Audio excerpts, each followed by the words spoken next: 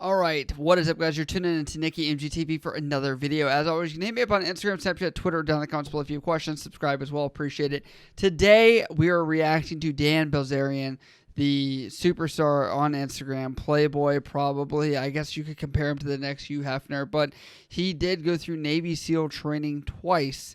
And as somebody that's been in the military, the Navy specifically, same branch, for 12 years, I want to talk about this as somebody that's had experience doing medical training over at BUDS, which is the training that SEALs go through. I want to talk about this and see what he says about his experiences. So let's jump into it. Going to the SEAL training days, how is it that you could have had the opportunity to be a disabled veteran and everything that comes with that, the benefits, the money, and you instead decide to go into SEAL training? Well, I started off injured in my first class, and I had gotten so banged up that, I mean, after finishing Hell Week with stress fractures going in.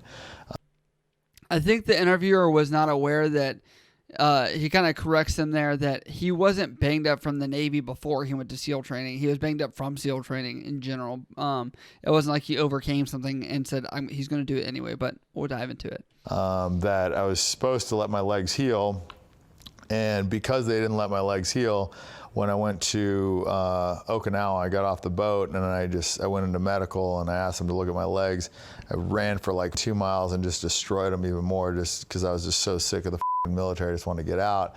And they gave me what I wanted. They were going to get me out because my legs were just When he says that they were so screwed, I'm going to assume if he is still walking, by the way, I do have medical expertise as far as doing this in the military as well. When he says messed up, he's probably talking about stress fractures, if anything, because of the repetitive load that he's having on his legs as well.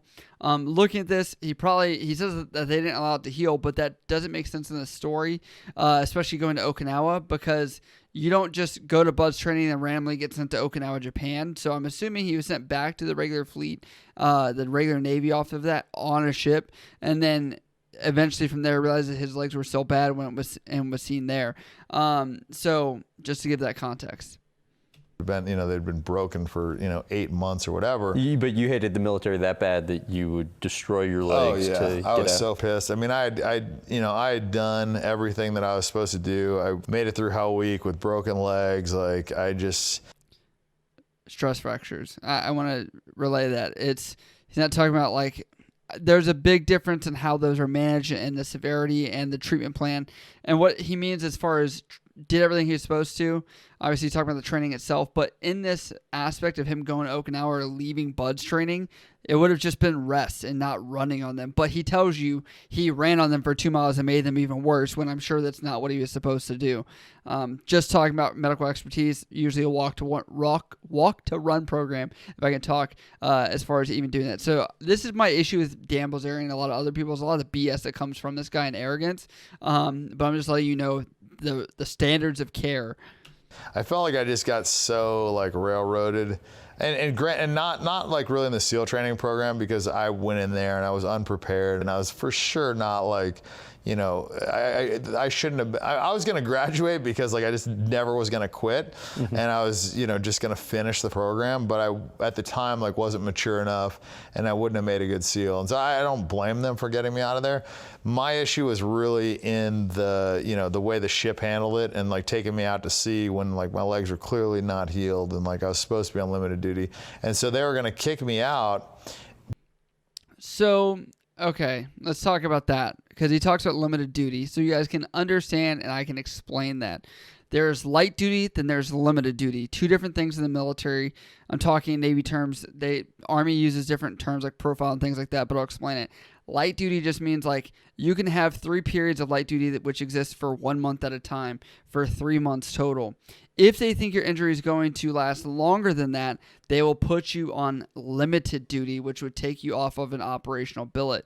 So I'm sure for something like shin splints, stress fractures, things like that you might have been dealing with, usually those don't take longer than 3 months to heal up. It shouldn't put you on limited duty. As far as that goes, the expectation is that he could still at least do his job. He wouldn't be expected to even do a PT test while he was on light duty. So just putting that out there, the Navy's wanting money out of you as far as getting the job done. You are a Navy sailor at the end of the day, and you you're still able to walk around, still able to do your basic job. That's like working at a desk job and saying, I can't do it because my legs hurt, Navy doesn't really work like that. So just, again, definitely ironing out some of the flaws in his story here. But they took them so long to process it that my legs had healed. And so at that point, I just, put in a request to go back, and everybody thought that I was so crazy. I remember going in and my commanding officer was like, Bilzerian, he goes, you're supposed to be medically discharged from the military here soon, and you want me to approve a request for you to go into SEAL training. And I said, yes, sir. And he goes, you know how stupid that is. He goes, you realize that we are going to be paying you disability, and we're saying that you're disabled, and you want me to approve a request for you to go to the hardest military training in the world. He goes, are you stupid? He goes, do we need to give you a psych discharge as well? He goes, what's the matter with you? To explain that to you guys in his story, he's not wrong. For injuries suffered while you're on active duty, you can be compensated with VA disability. There are people that try and play the game to get more disability, and so I do honor that he was not trying to do that. He was actually trying to go back, and this is kind of where the story makes more sense, that he did actually leave and come back. But yeah. And it was just funny, like at the time, I'm just like, standing there like, like this is, my commanding officer. I'm so brainwashed, I didn't even see the humor in it. I was just like, oh, no, sir. Like, I'd really like the opportunity, sir. And, he's just, having at it. Anyway, so I ended up going back. And yeah, I was 2 days before graduation, got rolled all the way back to the beginning, did the whole thing again, and then got kicked out. That actually, to me, is... That story's not making sense, though. So he says he went through twice, okay? So that would kind of mean a third time if that story is correct. So he says he went once, got sent to a ship because he couldn't make it through, went back to Navy SEAL training after he was supposed to be medically discharged, and he's saying he was rolled back again. That would kind of mean like he was going through it a third time, but, well, I don't know. It's possible. It's one of the things that does irritate me is when people think that I didn't serve 4 years. Because I was in the military for 4 years. I served 4 years. I did 510 days of SEAL training. I finished the whole program twice. I went through Hell Week twice. I did all that stuff. And while I wasn't a Navy SEAL, and I'm not expecting people to call me a Navy SEAL, it's just when people say that I didn't serve in the military, or that I quit in the SEAL training, or you know what I mean, any of that stuff, that actually does fucking piss me off. That's where I have to give credit. Anybody that does, and I agree with his perspective, because I'm a hospital corpsman where we have specialty programs such as Special Amphibious Reconnaissance Corpsmen.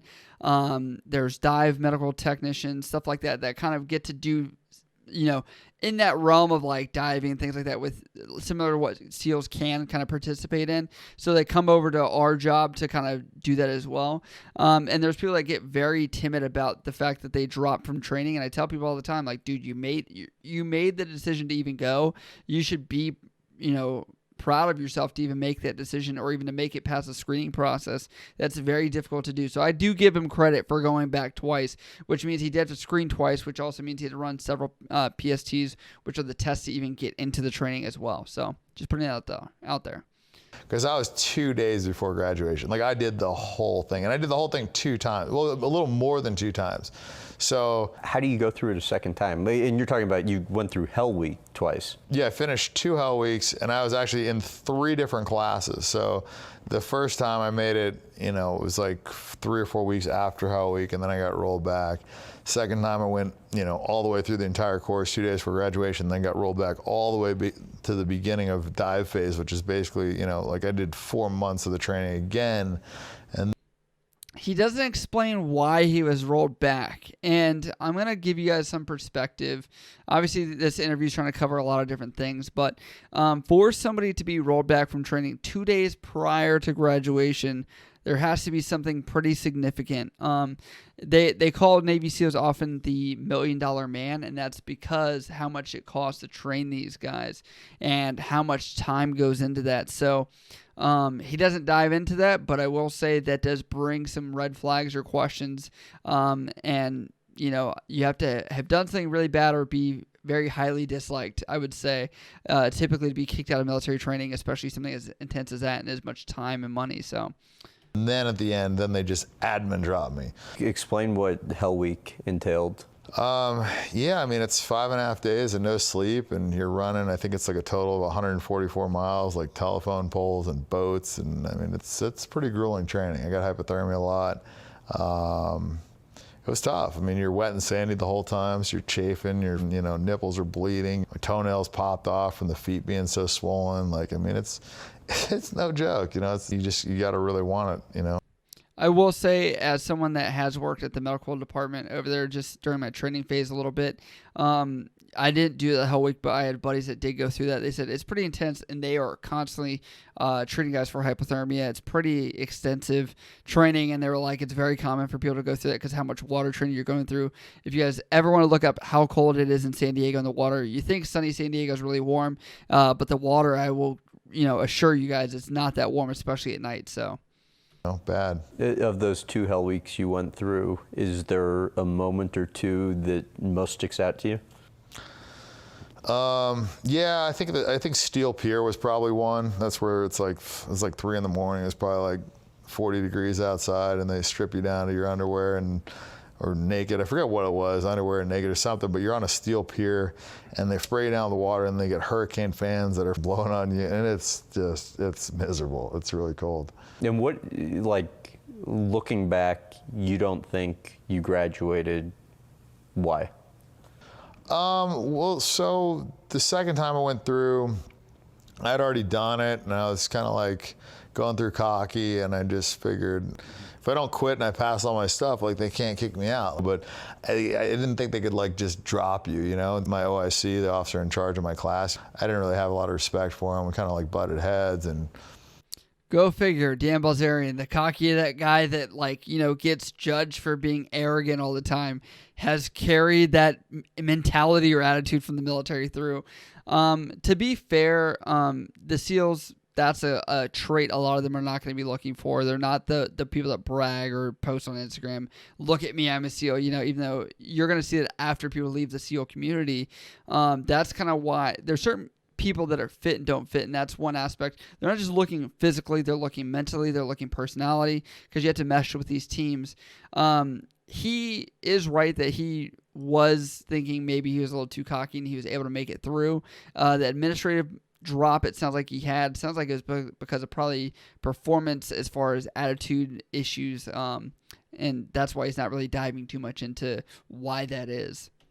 So I probably wasn't the best team player in that class, and they gave me bad evals, and probably picked up on that, and so it makes sense. When I got kicked out, I was so over the whole thing that to me in my mind it's like, okay, I've checked this box. I did SEAL training. I finished this. So to me it was like, okay. Correction, you didn't finish it, but we'll move on. I'd climbed Mount Everest. I'd done what I came to do. So I didn't really care too much at the end. All right, so that wraps up this episode of my reaction to Dan Bilzerian from an active duty perspective of somebody that's been in almost 12 years, has a lot of medical experience to deal with his case as well, and kind of talk about it. Hopefully you guys learned something about that. And if you guys do want me to react to something else or you have another topic, you can always hit me up on Instagram, Snapchat, Twitter, down in the comments below. I love you guys. I'll see you next time.